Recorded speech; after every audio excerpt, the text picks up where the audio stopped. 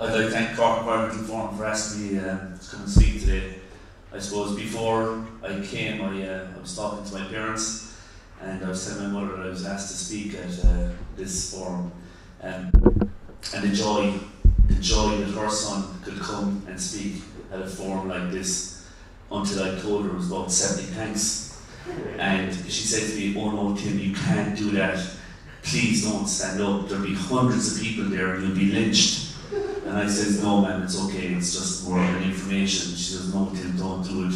The healy rays and the Matthew grass, they're going to get you." But for the last number of years, could we grab the PowerPoint, please? Right.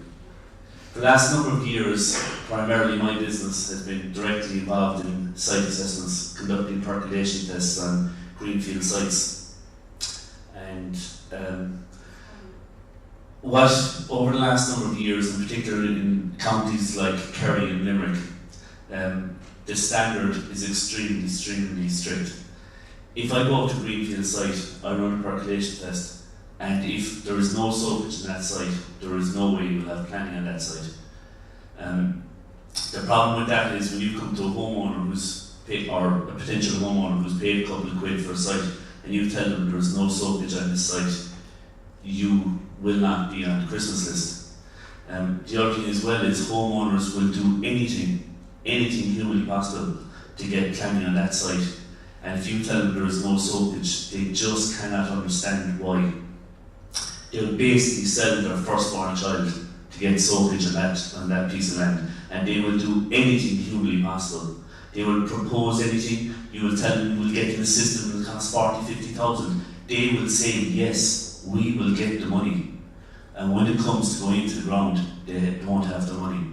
You come to other counties like Cork, and Cork is a little bit lax. They are definitely not at the races in relation to the site assessment inspections that Cork, or that Kerry, Limerick, Clare and Wexford are.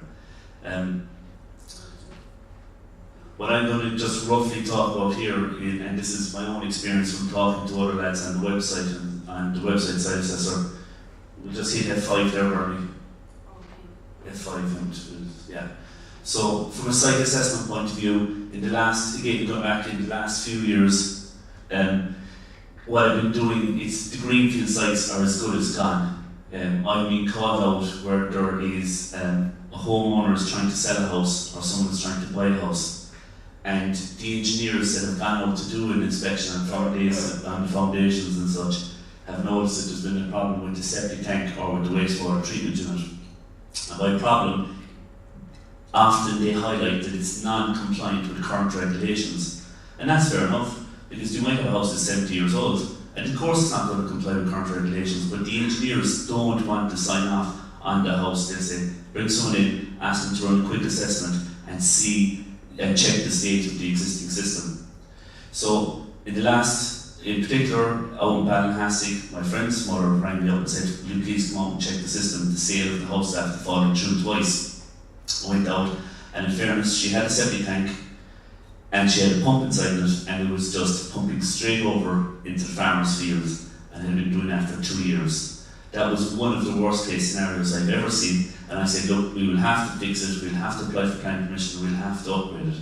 And it took her the bones of 2 years from her original fall through of an offer to upgrade the septic tank, and on the third time the sale went through, again the engineer highlighted it, and that's when the planning permission, we brought everything through the system. And the difference between, and granted we're in different economic times, the difference between the offer the first time and what she sold her house for was 150,000 euros less.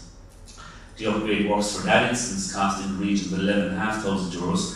But to be fair, if she hadn't been my mother's or my friend's mother, and I hadn't gotten involved and money was tight, she needs to be looking at 15,000 euros for that upgrade of installation.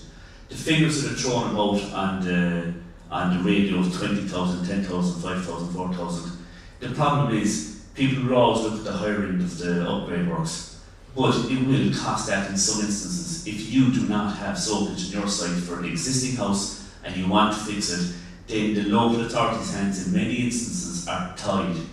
There is calculations that we will use and we will end up with a size or a perimeter.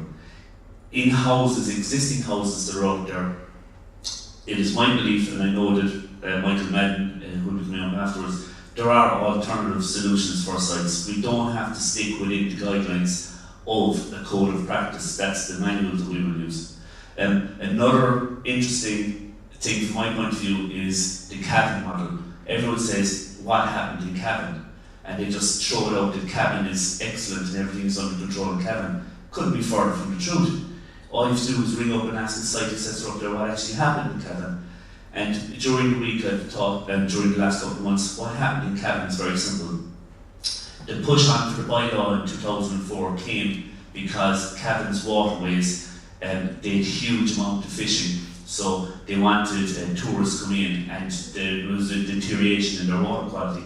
So they highlighted an issue of septic tanks in certain areas, risk-based, and they said, okay, we will implement the bylaw, and that bylaw, when that bylaw is implemented, we want every system from 2004 to the end of 2005, there's 11,500 systems, we want every system registered and inspected.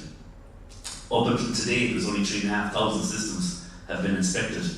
And nationally, that only equates to 0.7% of systems that have been inspected. So when everyone says, oh, cabin are ahead of us, or cabin are leading the way, fair enough, they might be. But what was involved in the cabin inspection?